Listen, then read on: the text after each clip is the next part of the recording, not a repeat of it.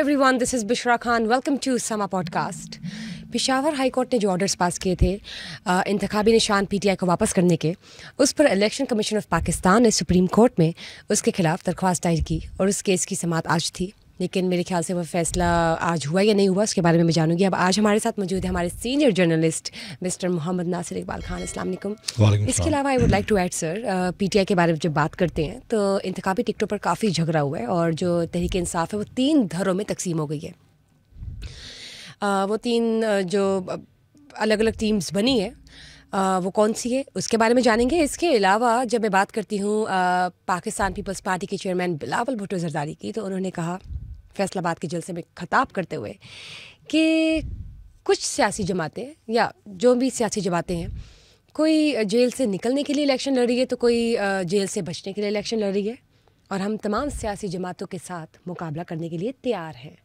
और जो आने वाले वज़ीर आज़म और वज़ीर आला हैं पंजाब के, वो पंजाब के जियाले होंगे। इसके हवाले से ये बात करेंगे कि उन्होंने किस कॉन्टेक्स्ट में बात की है। एडिंग जब हम बात करते हैं सुप्रीम कोर्ट के जज एजाजुल एहसन की, तो वो मुस्ताफ़ी हो गए हैं। इसके अलावा सुप्रीम जुडिशल काउंसिल में जज मुज़ाहिर अकबर अली नकवी के ख़िलाफ़ जो कार्रवाई चल रही है उसको जारी रखने का फ़ैसला किया गया, जिसके अलावा चीफ़ जस्टिस ने कहा है कि कोई भी जज सुप्रीम कोर्ट की साख तबाह करके इस्तीफ़ा दे जाए तो क्या ये हमारे लिए ख़तरा नहीं, और अपनी तबाहकुन साख की सर्जरी कैसे करेंगे। इसके अलावा जब मैं बात करती हूँ शाहिद खकान अब्बासी की, तो उन्होंने कहा कि जिस सियासत के साथ मुस्लिम लीग नून खड़ी है उसके साथ मैं इत्तेफाक नहीं करता, और आने वाले जो इलेक्शंस हैं वो बेमकसद हैं और मैं उनके साथ भी इत्तेफाक नहीं करता। इन सब चीज़ों के बारे में आज जानेंगे from mister Mohammad Nasir Iqbal Khan. Sir बताइए, सबसे पहले बात करते हैं कि जो फ़ैसला आज चल रहा है सुप्रीम कोर्ट में इलेक्शन कमीशन की तरफ से दायर की गई दरख्वास्त पर। बिस्मिल्लाहिर्रहमानिर्रहीम, बहुत शुक्रिया। वैसे बल्ला तो है वो एक शटल कॉक बना हुआ है पेशावर हाई कोर्ट और सुप्रीम कोर्ट, और इसमें आज काफ़ी कहना चाहिए एक सेहतमंद बहस हुई है चीफ जस्टिस और जो पीटीआई के एडवोकेट हैं हामिद ख़ान के दरमियान, और रेलिवेंट सवाल किए हैं चीफ जस्टिस ने और बड़े मुदल्लल जवाब दिए हैं हामिद ख़ान ने, और ये काफ़ी देर बहस के बाद अल्टीमेट ये कल सुबह 10 बजे तक के लिए कार्रवाई जो है समाअत जो है मुलतवी की गई है। और मुमकिन है कि जब हमारी गुफ्तगू हमारे सामीन और नाजरीन देख रहे हों सुन रहे हों तो उस वक्त तक कोई फ़ैसला इस पर आ चुका हो।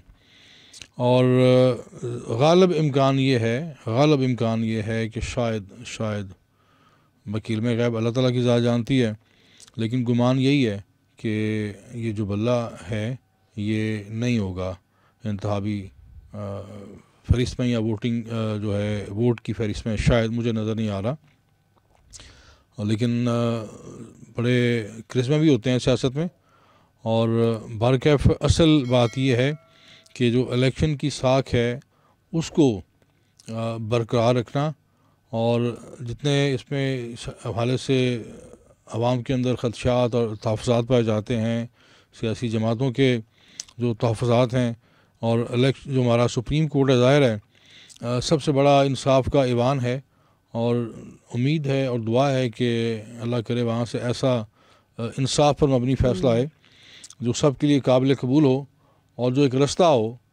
और ये जो हमारी जो सियासत है ये जो बंद गली में खड़ी नज़र आती है, चूँकि ज़ाहिर है सियासत और रियासत का आपस में बड़ा एक गहरा ताल्लुक़ है। जब सियासत कमज़ोर होती है तो उसके बड़े मनफी असरात रियासत पर भी मुरतब होते हैं। तो हमें सियासत को मजबूत करना है, सियासत का जो एतमाद है वक़ार है वो बहाल करना है, और तमाम जितने भी सियासी प्लेयर्स हैं उन्हें एक लेवल एक तरह का माहौल यकसा माहौल फ़राहम किया जाना नागुज़ीर है, ताकि माजी में भी हमने ये जो पसंद नापसंद की सियासत थी और सियासत में जो मुदाखलत थी, मैंडेट को तस्लीम ना करना, और जो इंजीनियरिंग हुई है माजी में जिसको हमने सकूत ढाका की सूरत में आज तक हमारा जो ज़ख़म है वो भरा नहीं है, मुंदमिल नहीं हुआ। और हमारे अभी हालिया दिनों में बांग्लादेश के अंदर आपने देखा इंतखाबात भी हुए हैं और कुछ मुल्कों ने उन पर एतमाद किया, लेकिन ज़्यादातर जो रियासतें हैं, इसमें यूरोपीय रियासतें हैं, मगरबी मुल्क हैं, उन्होंने इन इलेक्शंस पर अदम एतमाद किया है। तो हमें पाकिस्तान के अंदर ऐसा मुनसफ़ाना इंतखाबात यकीनी बनाने हैं जिस पे तमाम फ़रीक भी और जो बैनुल अक़वामी क़ुव्वतें हैं, मुबस्सिर हैं, वो भी अपने अपने एतमाद की मोहर सब्त करें ताकि पाकिस्तान के अंदर एक सियासी इस्तेहकाम आए, माशी इस्तेहकाम आए और हम शारे तरक्की पर गामज़न हों। ये जो ब्लेम गेम होती है इलेक्शन से पहले या इलेक्शन के बाद, ये इसके हमें पहले भी हमने बड़े मनफी नताइज भुगते हैं एज़ ए रियासत। तो मैं समझता हूँ कि हमें अब इस बंद गली से बाहर निकलने का रास्ता तलाश करना है और पूरी कौम की जो नज़रें हैं वो सुप्रीम कोर्ट पर हैं और 8 मई के हवाले से हैं। लोग बड़ी उम्मीदें वाबस्ता किए हुए हैं कि इलेक्शन फेयर एंड फ्री हों और जिसको भी ये कौम मैंडेट दे वो हुकूमत साजी के बाद डिलीवर करे और एक ऐसा शख्स वज़ीर आज़म की सूरत में बराजमान हो मसले इक़्तिदार पर जो निजात दहिंदा बनकर इस कौम की महरूमियों का मुदावा करे और जितने भी हमारे ज़ख़म हैं रियासत के, सियासत के और माशरत के, उन तमाम ज़ख़मों पर मरहम रखे। बिल्कुल ठीक बात की आपने कि जो भी हो बेहतरी के लिए हो और सबके पूरे पाकिस्तान की बेहतरी के लिए हो। ये नहीं कि हम ये सोचे कि नहीं जो हमारे लिए ठीक है या किसी और के लिए नुकसानदेह हो या मुनासिब ना हो। एनीवेज मूविंग ऑन, जब बात करते हैं पाकिस्तान पीपल्स पार्टी के चेयरमैन मिस्टर बिलावल भुट्टो की, तो उन्होंने फैसलाबाद में जलसे से खिताब करते हुए कहा आने वाले वज़ीर आज़म और वज़ीर आला जो है पंजाब के जाले होंगे और उन्होंने पिन पॉइंट भी किया है कि जो इलेक्शन लड़ रहे हैं या तो वो जेल से बचने के लिए लड़ रहे हैं या तो वो जेल से निकलने के लिए। तो इसके बारे में आप क्या कहेंगे? बिलावल भुट्टो ज़रदारी का ये जो एक ख्वाब है वो ख्वाब देखने में कोई पाबंदी नहीं है और ये हर आलमोस्ट पिछले आप 3-4 इलेक्शंस देख लें, उनमें पीपल्स पार्टी ने इसी ख्वाब पर जो है ना पॉइंट स्कोरिंग की है और लोगों को तासुर दिया है कि पंजाब के अंदर जाला आएगा, वफाक में जाला आएगा।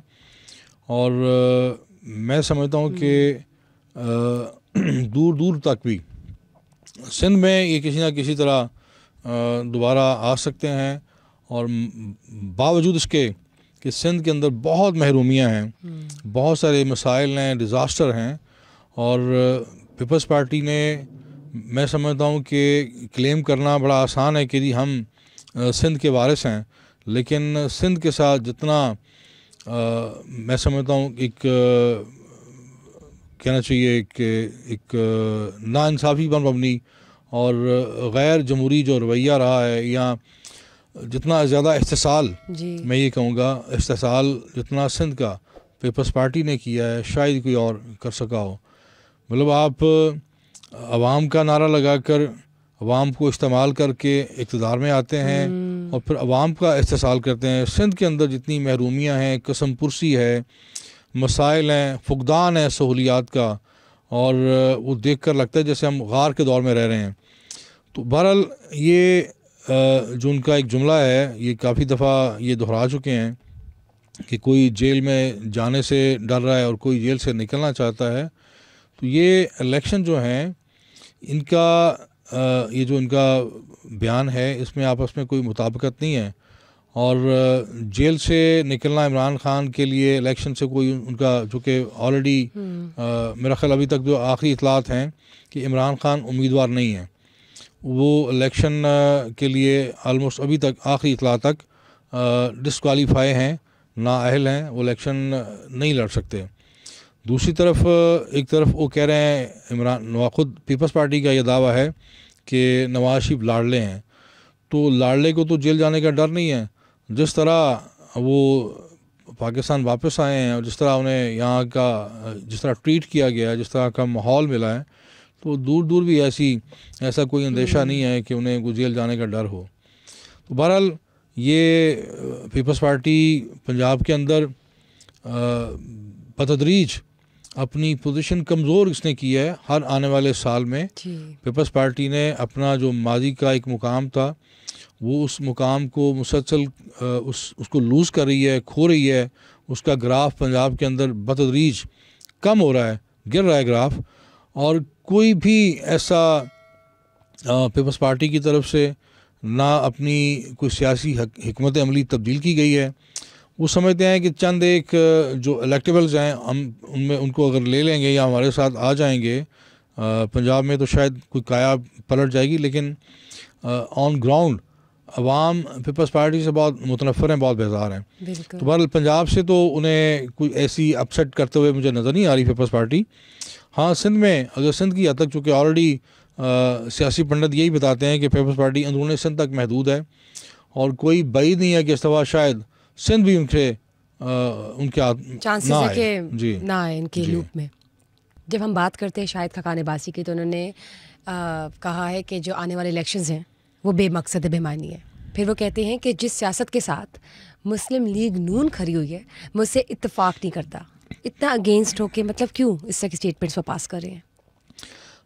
देखिए, शाहिद खाकान अब्बासी एक बड़ा नाम है और PMLN में चंद एक जो उनके मरकज़ी रहनुमा हैं, आप कह लें कोर कमेटी आप कह सकती हैं, उनमें से एक हैं। और शाहिद खाकान अब्बासी को PMLN ने वज़ीर आज़म भी मुंतखब किया जब नवाज शरीफ का ये फैसला हुआ था नाअहली का। तो आप कह सकती हैं कि बड़े मोतमद रहे हैं नवाज शरीफ के। तो एक ऐसा शख्स जो बड़ा मुकर्रब था, बड़ा मोतमद था नवाज शरीफ का, वो ऐसी गुफ्तगू कर रहा है पिछले काफ़ी मैं समझता हूँ कि कमोबेश 2-3 साल से उनका इसी तरह की गुफ्तगू है। उनके गिले शिकवे हैं। जो मुकर्रब थे वो अब मुझे काफ़ी फासले पर नज़र आते हैं।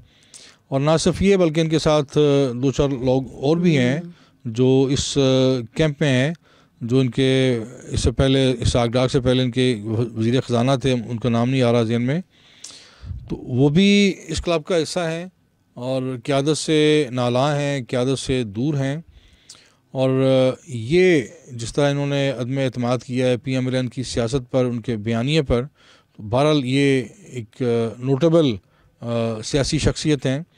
और अगर ये अपनी साबका क़यादत पर अदम एतमाद कर रहे हैं तो ये बात आप इतनी आसानी से इनके मौक़िफ़ को रद्द नहीं कर सकती, चूँकि ये इन्होंने बड़े नशीब व फराज देखे हैं और इन्होंने सफ़र भी किया है नवाज शरीफ के साथ, उनको बड़े करीब से जानते हैं।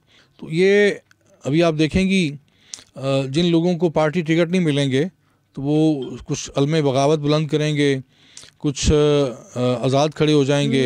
ये पार्टियों के अंदर चूँकि हमारे यहाँ बदकिस्मती से कुछ ना कुछ चल रहा है, नज़ियाती सियासत का फुकदान है। और PMLN ने बहुत ज़्यादा जो ज़्यादातर पुराने लोग जो 5-6-7 दफ़ा पार्लियामेंट में आ चुके हैं उन्हीं पर दोबारा इन्हिसार किया है।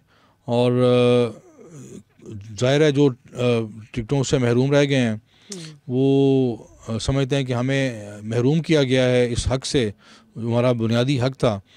और कुछ ऐसे वाक़यात आप देखेंगी, कुछ पार्टी तब्दील कर लेंगे, कुछ आज़ाद हैसियत में खड़े हो जाएंगे। मतलब आपको लगता है कि आज़ाद खड़े होंगे? लेकिन ऐसे लोग, चूँकि अब मोस्टली पार्टी बेस्ड हमारे यहाँ सियासत है जी, लोग पार्टियों को वोट देते हैं, शख्सियात को नहीं। जो आज़ाद खड़े होंगे पार्टियों के ख़िलाफ़ बगावत करते हुए, उन्हें ज़्यादा पजीराई नहीं मिलेगी। तो बहरहाल ये मैं समझता हूँ कि पाकिस्तान के अंदर जो सियासत है ये कम से कम रोज़े रोशन की तरह आया हो गया है कि पाकिस्तान में जो नज़ियाती सियासत है वो दिन ब दिन ज़वाल पज़ीर होती जा रही है और लोग अपने अपने मफाद, अपने अपने नज़रियात के हवाले से सियासत कर रहे हैं। बिल्कुल ठीक बात तो की आपने। अब ये देखते हैं आने वाले दिनों में अपना फरवरी ज़्यादा दूर नहीं है, क्या चेंज आता है और तो क्या कोशिश करनी चाहिए वोटर्स को भी कि वो पाकिस्तान के अंदर नज़रियाती सियासत को फ़रोग़ दें।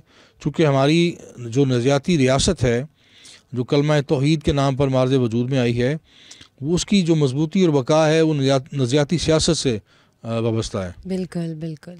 जब मैं बात करती हूँ सुप्रीम कोर्ट के जज एजाजुल एहसन की, तो वो भी मुस्ताफ़ी हो गए हैं।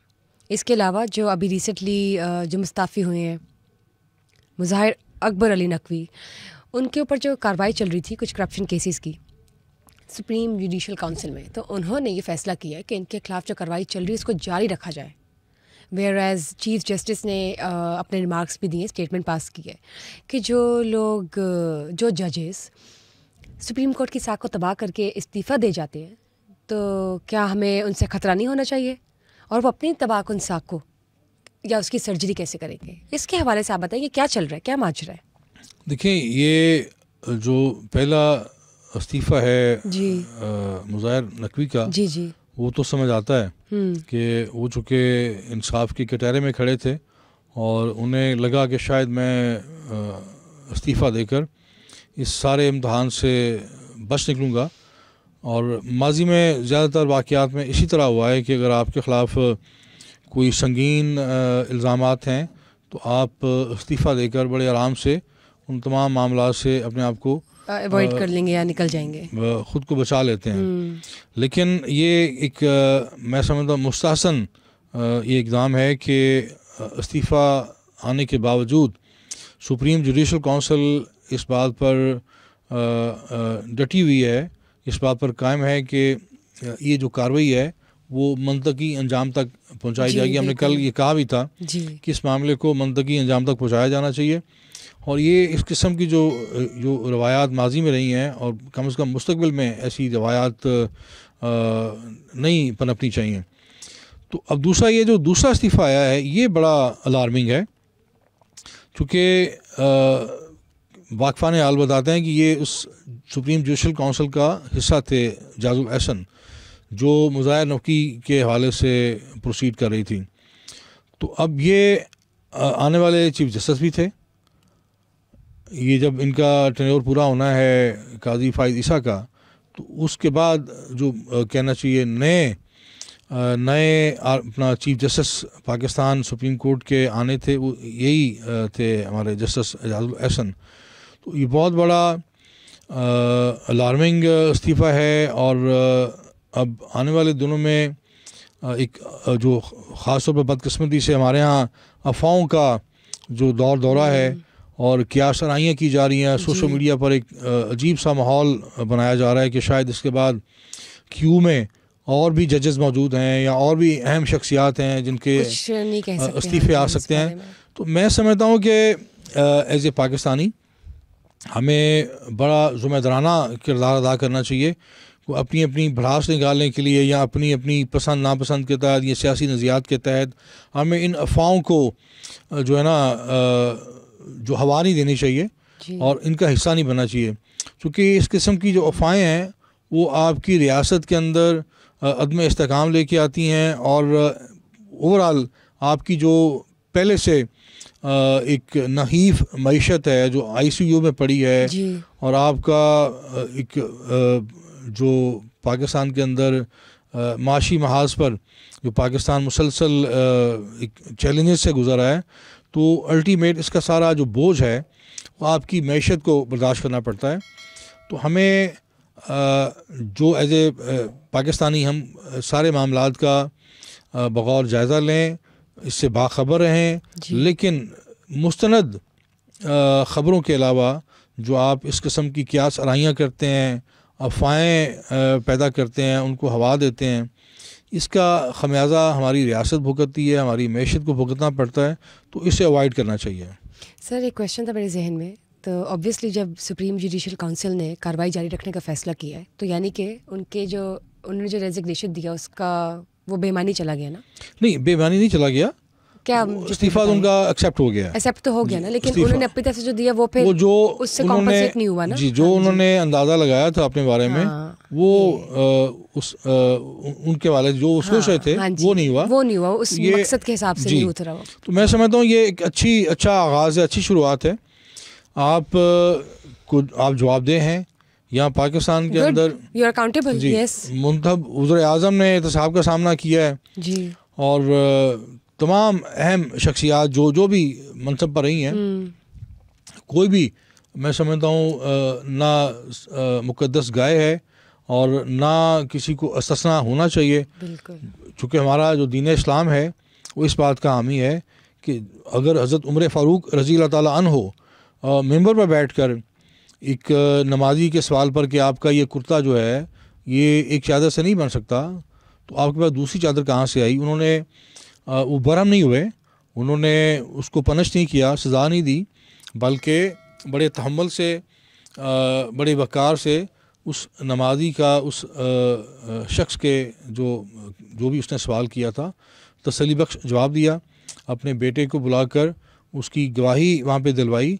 तो अगर हज़रत उमर फ़ारूक रज़ी अल्लाह ताला अन्हो जितने बहुत बड़ा नाम, आदिल और इस्लाहात करने वाले इंसानियत के लिए अगर वो जवाबदेह हो सकते हैं, तो मैं समझता हूँ हर किसी को अपने अपने मामलात का हिसाब देना चाहिए, जवाब देना चाहिए। देयर इज नो हार्म, जो जिस तरह भी हो, all are equal and everyone could be held accountable for any good reason. जी, जब आप इतने बड़े मनसब पर आते हैं तो फिर मैं समझता हूँ कि आपको ज़्यादा इंसाफ पसंद होना चाहिए। हाँ जी, ज़्यादा इंसाफ पसंद होना चाहिए कि आप न सिर्फ अपने मनसब के साथ इंसाफ करें जी, बल्कि अगर आपके वाले से कोई भी इल्ज़ाम आया है तो आप उसकी पूरी तरह वजाहत करें, पूरी तरह सफाई दें और अपने आप को मतलब अपना डिफेंस भी करें और अपनी बेगुनाही साबित करें। बिल्कुल ठीक बात की आपने। एंड आई जस्ट होप कि आप जो बात कर रहे हैं वो उन तक भी पहुँचे जो कंसर्न अथॉरिटीज़ और कंसर्न पर्सनैलिटीज़ हैं। Whereas thank you for casting light on such important matters.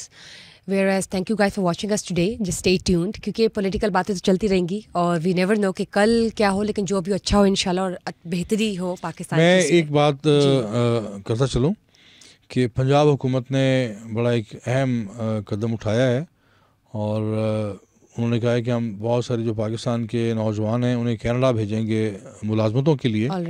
तो ये एक खुशाइंद अमर है और उसको ये कहना चाहिए देर आए दुरुस्त आए। मैं समझता हूँ कि बहुत सारे और भी जो मुल्क हैं उनमें ऐसे हमारे नौजवानों को खपाया जा सकता है रोज़गार के लिए। तो ज़ाहिर है अल्टीमेट जो उनका ज़र मुबादला है, उनकी जो अर्निंग है वो पाकिस्तान में आएगी, उनके ख़ानदानों के पास खुशहाल होंगे।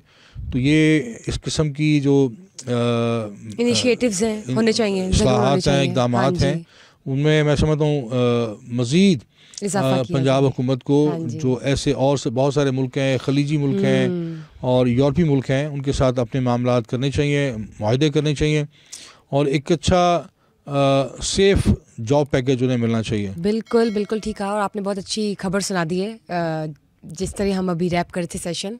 एंड मेरी भी यही दुआ और ब्लेसिंग्स हैं उन सब के लिए कि ये जो इनिशिएटिव अब उन्होंने ले लिया है या सोच लिया है ये एग्जीक्यूट भी हो और इसमें पाकिस्तानी और जो इन्वॉल्व होंगे उनके लिए कुछ बेहतरी हो।